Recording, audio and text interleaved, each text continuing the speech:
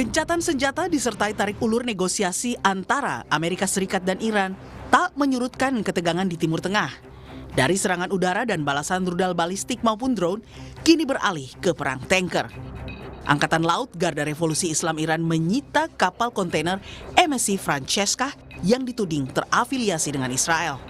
Sementara dua kapal kargo lain, Epaminondas dan Euphoria, diduga mengalami kerusakan akibat tembakan dan disita oleh Iran. Aksi IRGC merupakan balasan atas blokade laut dan penyitaan kapal kargo Tosca dan tanker Tiffany oleh militer Amerika Serikat. Sejumlah kapal kargo yang diduga terafiliasi dengan Iran bahkan dicegat militer AS hingga Samudra Hindia di luar wilayah komando CENTCOM. Hingga Jumat ini ada 31 kapal yang diputar balik oleh armada laut Amerika. But Operation Economic Fury continues, and the effective and successful naval blockade continues as well of ships and vessels that are moving to and from Iranian ports. We are completely strangling their economy through this blockade. Sebelumnya, Menteri Luar Negeri Iran Abbas Araghchi merespons keras dengan menyebut blokade terhadap pelabuhan Iran sebagai tindakan perang. Araghchi menyatakan memblokade pelabuhan Iran adalah tindakan perang dan pelanggaran gencatan senjata menyerang kapal komersial dan menyandra awaknya adalah pelanggaran yang lebih besar lagi. Aksi balas blokade laut membayangi proses negosiasi AS-Iran yang dibangun Pakistan sejak awal April. Perang retorika semakin membuat gencatan senjata mengambang, memacetkan peluang putaran kedua negosiasi di Islamabad. Kebuntuan tampak dari langkah Presiden Donald Trump yang terus memperpanjang batas waktu gencatan senjata. Seharusnya berakhir Selasa malam waktu Amerika, lalu diperpanjang sehari dan lagi-lagi diperpanjang tanpa batas waktu. Klaim Trump, ia menunda serangan ke Iran untuk memberi waktu Iran mengajukan proposal perdamaian yang baru. Dalam unggahan di akun X, Presiden Pezeshkian menyatakan Iran menyambut dialog dan kesepakatan, tapi pelanggaran komitmen, blokade, dan ancaman menghambat negosiasi. Di unggahan berikutnya, Presiden Pezeshkian menegaskan, di Iran tak ada kelompok garis keras atau kelompok moderat.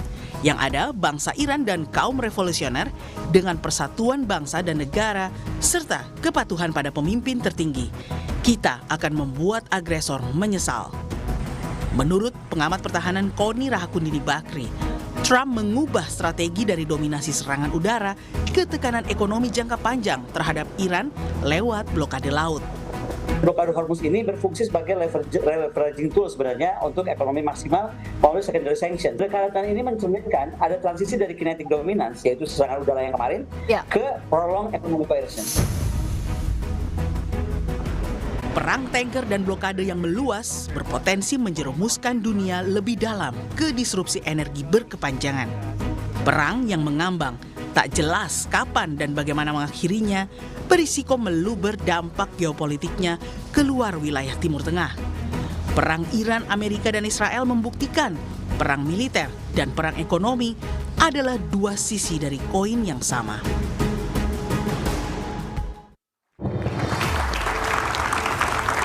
Halo, selamat malam saudara. Bola liar kembali menggelinding ke hadapan Anda.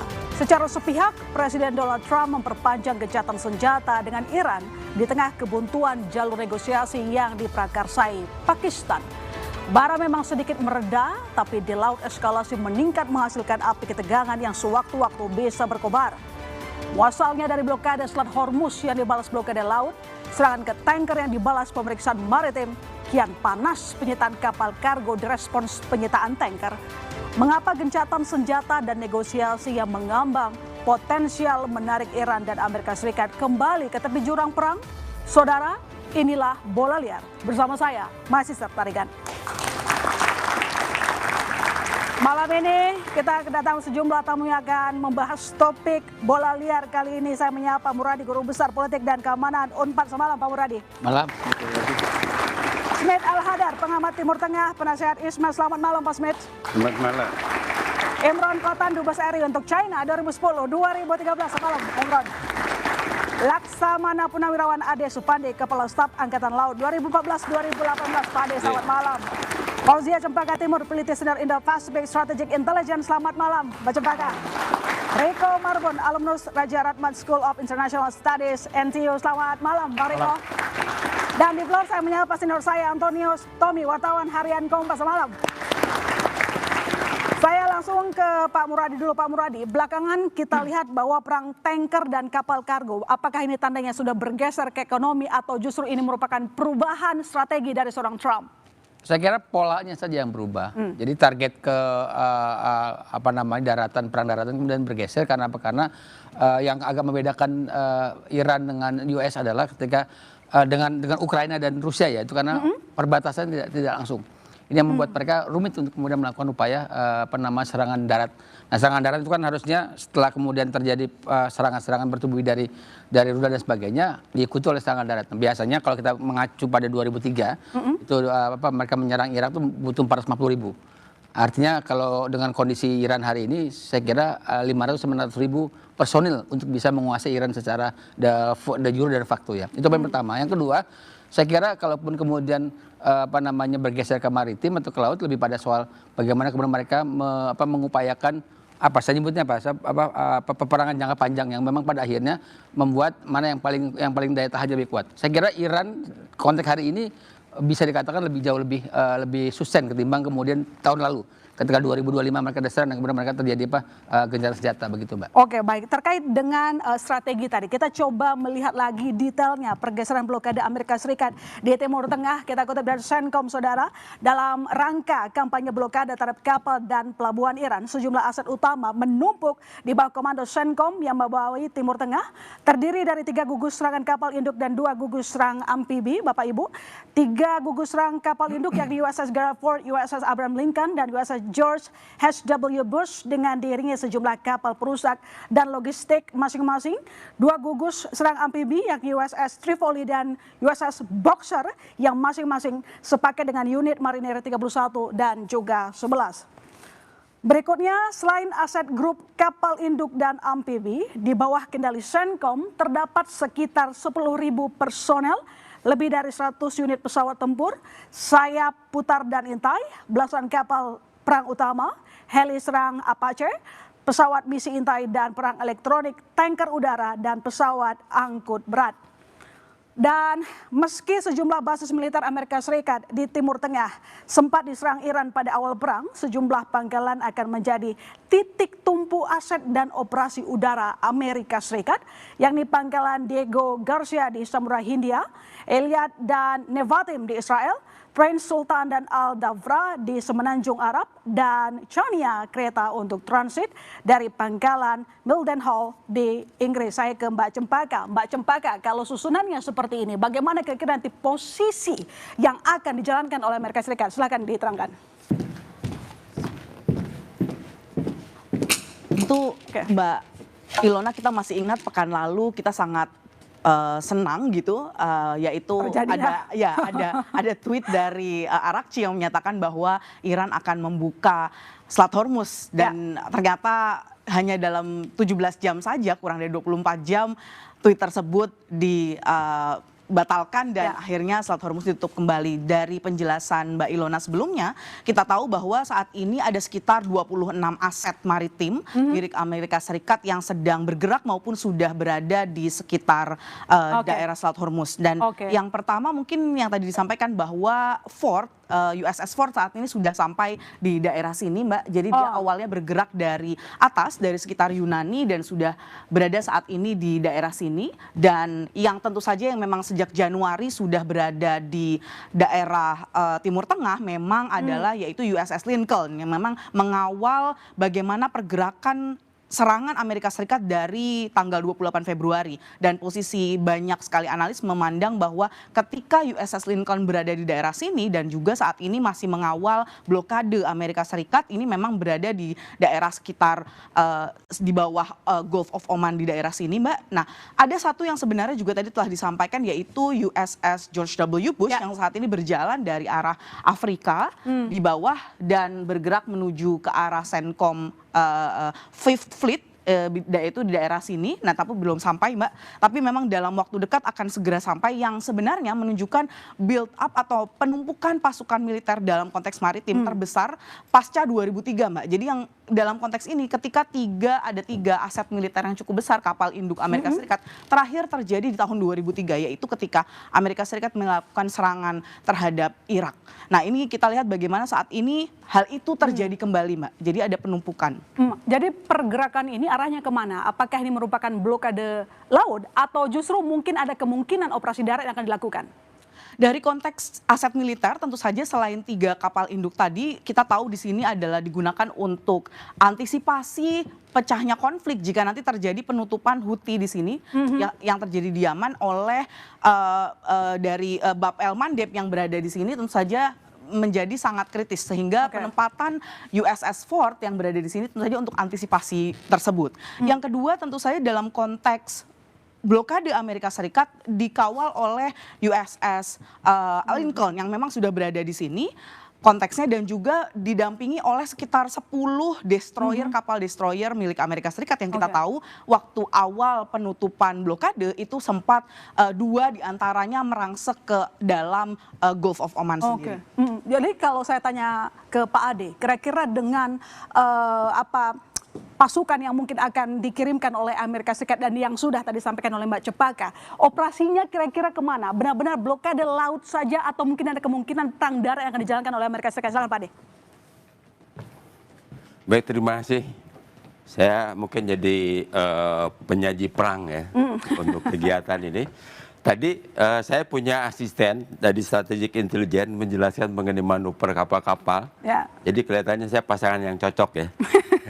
Jadi kalau cerita mengenai situasi di Perang Teluk ini, yang pertama bahwa isu-isu mengenai blokade, kemudian penutupan selat, kemudian juga bagaimana gencarnya Amerika memberitakan manuver dan deployment, ada 2 kegiatan itu, manuver dan deployment kapal perangnya untuk bisa mengalahkan Iran.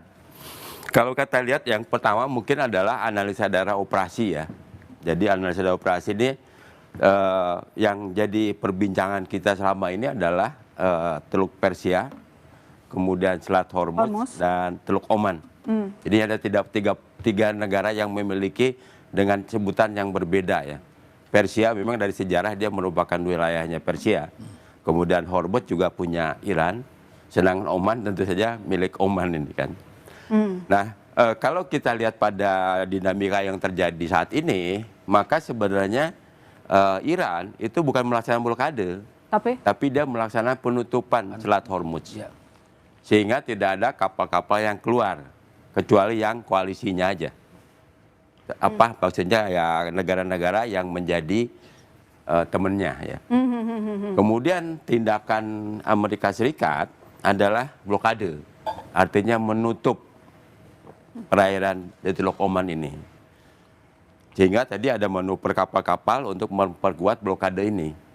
Tetapi kan yang di blokade ini ada kepentingan negara lain yang sama-sama besar, yaitu Cina dan Rusia gitu kan. Tinggal nanti bargaining bagaimana Amerika Serikat menghadapi 2 negara tersebut. Yang itu yang keduanya adalah merupakan partisannya Iran. Tapi kira-kira mungkin tidak nantinya bisa diterobos misalnya oleh Iran, blokade laut itu? Dalam perbincangan yang muncul selamat ini bahwa, dan saya juga sudah pernah ketemu sama pemimpin Iran Angkatan Laut, jelas mereka akan mendesain strategi Angkatan Laut adalah mengamankan teluk ini. Sehingga dia tidak mungkin membuat kapal induk besar-besar. Yang akan dia buat adalah kapal-kapal kecil yang sekarang lagi tren disebut dengan swarm flotilla atau armada semut. Ya. Armada semut ini bagi Iran itu senjata penghancur yang sangat murah, murah meriah untuk bisa menenggelamkan kapal induk, gitu kan.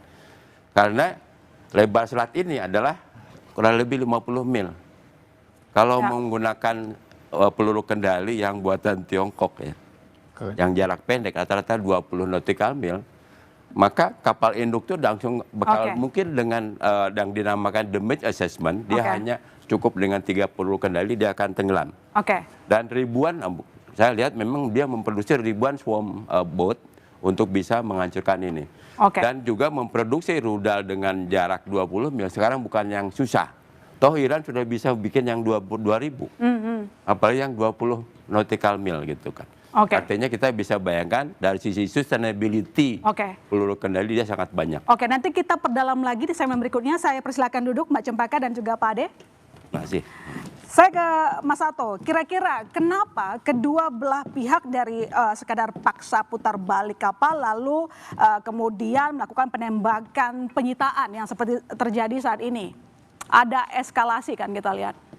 Pertama ini jelas tujuannya adalah ekonomi. Jadi Ya. target utamanya saya kira dari Amerika adalah memaksa Iran untuk masuk ke negosiasi dengan memberikan tekanan ekonomi yang tadi disampaikan adalah melakukan blokade dan laporannya antara 31 sampai 33 kapal ya sudah dialihkan gitu ya. Iya, dan menurut Anda apakah nanti Iran akan tunduk? Nah ini kemudian kaitannya juga tadi sempat disinggung soal Twitternya Arakci yang kemudian dihapus. Kemudian ada juga pernyataan Trump bahwa di dalam Iran sendiri juga ada bukan dua kubu ya, tapi katakanlah ada sebuah diskusi hangat lah tentang bagaimana ke depannya Iran gitu ya persoalan. Kan tuntutannya Amerika tuh ada 3 intinya, nuklir dihentikan, kemudian rudal balistik dihentikan dan proksi di stop gitu ya intinya. Nah tawar menawarnya di situ. Itu yang harus cari jalan tengahnya. Persoalannya adalah sejauh mana kemudian blokade itu bisa mempengaruhi Iran. Lalu yang kedua adalah aspek tadi juga udah disinggung soal Cina.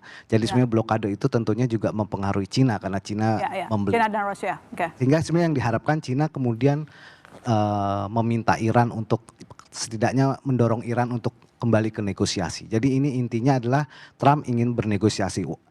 Perang yang seperti sebelumnya apakah bisa terjadi? Kalau kita lihat dari domestik Amerika, publik tidak menyukai perang yang seperti dulu, tapi bukan berarti itu tidak diambil ya. Karena Trump juga, Amerika juga sedang menyiapkan untuk melakukan operasi memastikan supaya Hormuz tidak lagi terganggu. Karena itu memberi tekanan yang cukup besar ya pada Trump terutama ya, karena nanti November akan ada. Dengan juga coba mengusik China dan juga Rusia begitu kan. Baik, saya ke Pak Imron, kalau memang tujuannya adalah mengusik juga si China sama Rusia, apakah ini justru nanti akan mempercepat negosiasi dan Iran mau kembali ke meja negosiasi? Karena tadi kata Mas Sato inilah cara Trump untuk mengembalikan Iran ke meja negosiasi. Saya agak berpikir agak lain ya. Apa tuh? Pikiran saya itu begini. Strategic objektif yang ingin dicapai oleh Amerika Serikat dan Israel itu kan sebenarnya ada 2. Pertama adalah regime change. Ternyata tidak terbukti kan. Kemudian mereka mencoba mencari signpost lain. Nah, Israel itu bertujuan untuk menciptakan apa yang dinamakan Greater Israel. Jadi tujuannya menguasai dari Mesir, Syria sampai ke Iran. Nah, ternyata Iran bisa bertahan kan? Ya. Oleh karena itu, saya melihat penutupan dari selat ini itu bagian daripada exit strategy. Oleh karena itu, Amerika memberikan tidak ada batas waktu untuk ceasefire saat ini. Karena pertempuran yang sesungguhnya itu bukan di Iran, tapi di dalam negeri Amerika Serikat. Ada 2 faktor yang kita harus hitung. Yang pertama adalah approval rating dari Presiden Trump itu hanya 30-an persen. 36. Dari 8 polling pendapat ya. Jadi bukan hanya satu nih. Dari mulai Reuters, Ipsos, Pew dan semuanya itu meramalkan bahwa approval rating dari Trump itu berkisar antara 30 sampai 39. Jadi rendah sekali. Nah, kemudian yang kedua, faktor yang kedua kita harus hitung adalah 27% saja rakyat Amerika yang mendukung perang ini. Kenapa? Karena langsung mempengaruhi kehidupan mereka. Sekarang 1 galon itu tadinya $3, sekarang menjadi 4, sekian. Jadi kehidupan mereka sangat berat. Jadi pertempuran itu bukan di Iran kalau menurut saya. Pertempuran itu di dalam negeri. Dan jangan lupa apabila tingkat ketidakpuasan rakyat Amerika Serikat terhadap Trump itu akan berdampak kepada apa yang dinamakan midterm elections pada tanggal 3 November yang akan datang, di mana komposisi dari Kongres, Senat dan House of Representatives akan ditentukan. prediksi saya, tolong diingat-ingat nih, mark my words ya, kemungkinan Republikan akan kalah. Kalau dia kalah, maka impeachment terhadap Trump akan terbuka. Oleh karena itu, Trump ingin melihat ada alasan menutup blokade ini sebagai alasan apabila Bab el-Mandeb dan kemudian Selat Hormuz ini dibuka, dia mempunyai alasan untuk mengatakan mission accomplished, I won the war. Baik. Untuk merebut hati penduduk Amerika Serikat. Nanti saya lanjut ke Pak Imron lagi. Sekarang saya ke Bang Riko. Bang Riko, apakah cara Amerika Serikat melakukan blokade ini cukup sukses mencekik logistik ekonomi Iran? Jadi sebenarnya kalau kita bicara ada satu adagium itu, memulai perang itu memang lebih mudah daripada mengakhirinya. Jadi kalau kita ingat ya, kita bisa berkaca dalam sejarah yang mungkin ada kemiripannya. Sama-sama perang asimetris ya, artinya seperti Amerika melawan Vietnam, itu salah satu contoh yang menurut saya bisa kita lihat, ambil pelajarannya. Jadi perbincangan damai antara Vietnam Utara dengan Amerika itu mulainya tahun 1968, persis setelah Nixon itu terpilih. Tapi ya perjanjian damai ditandatangani selesai itu 1973. Jadi yang sekarang efektif atau tidak dilakukan oleh Amerika Serikat untuk mencekik ekonomi? Saya pikir itu belum ke arah sana, walaupun tujuannya mungkin bisa ke arah sana. Yang bisa kita pelajari adalah walaupun dua-duanya mungkin sama-sama ingin berhenti perang, tapi dua-duanya nggak ada yang mau mengaku kalah duluan. Makanya salah satu strategi yang paling utama yang sering kita lihat adalah ekskalasi untuk deeskalasi. Jadi mereka selalu memberikan hukuman kepada lawannya dengan harapan supaya lawannya mau maju ke meja perundingan. Dalam hal ini kita kan bisa tahu bahwa 90% perdagangan dari Iran itu keluar dari wilayah itu lewat laut. Jadi kalau ini dicekik, harapannya Iran mau kembali ke meja perundingan. Kenapa? Karena daya dukungnya untuk melanjutkan perang itu tidak ada. Tapi ini ada satu hal yang agak berbahaya menurut saya. Kalau ini tidak menjadi exit strategi, tetapi kalau kita baca national security strateginya Amerika, kalau ini merupakan bagian besar dari cara Amerika balik mencekik China. Baik. Itu yang jadi bahaya. Baik, kalau saya ke Pak Smith, saya punya pertanyaan, apakah blokade yang dilakukan oleh Amerika Serikat justru akan membuka peluang perang tanker atau justru mempercepat proses negosiasi? Nanti dijawab Pak Smith, kami segera kembali saudara, tetap di Bola Liar.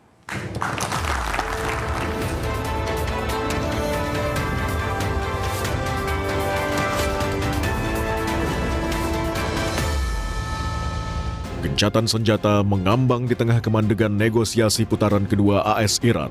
Blokade dan perang tanker menarik kedua seteru ke tepi jurang perang. We are completely strangling their economy through this blockade. چگونه می‌شود به ادعای آمریکا برای مصالحه و دیپلماسی اعتماد کرد؟ Pendekatan ini mencerminkan ada transisi dari kinetic dominance ke prolonged economic coercion. Bola Liar, pukul 8:30 malam ini, live di Kompas TV. Gencatan senjata mengambang di tengah kemandegan negosiasi putaran kedua AS Iran. Blokade dan perang tanker menarik kedua seteru ke tepi jurang perang.